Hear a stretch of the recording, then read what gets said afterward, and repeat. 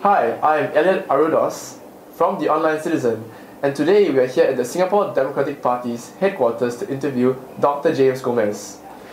Dr. James, what have you been up to since the last general elections? As everyone knows, in the last elections, I left Singapore to head back to work in Sweden. I was in Sweden till 2008. Then I moved on to Japan at Keio University for another year and a half. And since the last 2 years, I have been working at Monash University in Melbourne. Right now, I'm back in Singapore on leave from Monash to take part in these general elections. What exactly do you do at Monash University? Over there, for the last year or so, I've been head of the public relations program. I have about 6 staff, and this year nearly 500 students in the undergraduate level. So essentially, I manage the staff and also design the program there. And it's been a good, hectic year so far. So are you based in Singapore or overseas? Well, technically, I'm employed by this university in Melbourne, but because of my interest both in civil society and politics, as well as family being here in Singapore, I do what is called the commute. So I'm actually back in Singapore every other month.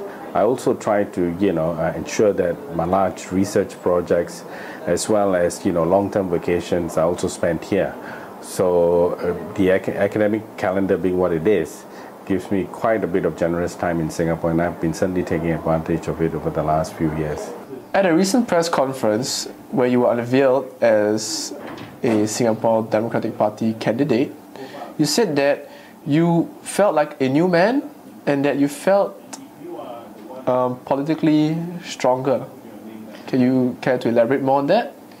Well, it's, public knowledge. In 2006, I was a candidate under fire. And of course, that's what, participating in elections is all about, as opposed to being a walkover MP. In my case, I got the full brunt of negative campaigning. It strengthened my political legs. So when I say the 2011 Singapore general elections, there is a new James Gomez, what I really mean is it's a politically more resolute and stronger model. I can take the heat and I can bring the fight to the ruling party, and that has been going well so far. With you being a big name, and I quote big name in the party, along with Dr. Chee Soon Juan and Dr. Vincent Vijay Singha, Ms. Sok Chin, and Mr. Gandhi, how do you guys work together? Well, I don't know whether I'm a big name or not, but I think what we need to understand about the SDP is it has a flat system. It's a flat leadership system. The personalities in SDP are well developed, they're strong-willed. So what you have is a platform in which different personalities negotiate their way through the party, and that is great to be working among equals and setting forth an agenda. I think you get a lot more out of it. It's quite exciting to be in a platform of equals, because you have new ideas, and then in solidarity we move forward, and I'm certainly enjoying my time here. Is there anything which you disagree with the SDP on, in principle or philosophy? Well, I don't drink coffee, so so I wish the pantry had more tea. But I think you will find generally most people who find their way to the SDP home are kindred spirit and like-minded individuals.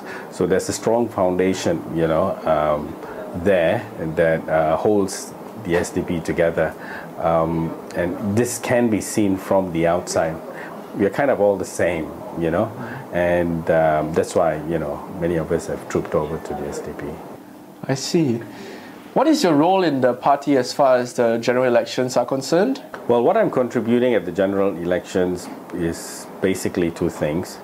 One, playing the role of a media spokesperson as well as a media hand in trying to, get the SDP brand name out. So using media from all sense of the word, online and offline, for the past months, I've been assisting in the process, and so far things have been going on pretty well. The other area where I contribute is political experience. So for instance, just moments ago, we had a meeting of the Sembawang GRC team, and there I sat the whole group down and took them through the singular steps of the nomination process, including the twists and turns that may arise right up to from the minute we walk into the nomination center to when we leave. So that's the experience I bring to the table, and it has been well received. So what are the chances of the opposition in general in the upcoming general elections? Broadly, what I've heard so far, drawing from media reports, analysis, external analysis, and also just my own sense of where things are going, the ground is not sweet for the ruling party. The ruling party had 66.6% in the last general elections, with almost all the slates being completed. I'm expecting the percentage swing against the ruling party to be quite substantial, between 5 to 10%. If this happens, chances are we may have 25 to 30 seats going to the opposition, but it is contingent on the volume of swing and where the swing takes place. I think the swing factor will vary from constituency to constituency. In certain constituencies, the swing will be small. In certain constituency where the contest is hot, the swing will be higher. And what will drive the largest swing would really be the quality of the candidates, the issue specific to the constituency, and I think that's where we will see the result. So all in all, a very exciting general elections for the Singapore electorate this time around. You had written in a paper that new media may not have such a big impact in the upcoming general elections. Would you care to elaborate more on that? The new media is part of a variety of niche media. I think we no longer have a situation where we have the phenomena of the mass media. In fact, the mass media as it exists now has only become a very large niche media. So this is what we have in Singapore right now going into the general elections this time. The media generally can no longer set the political and national agenda. So Singaporeans will not be experiencing a national civics experience such as the general elections. What they will be experiencing is a frame of reference whose tone is set by the different types of media that individuals read.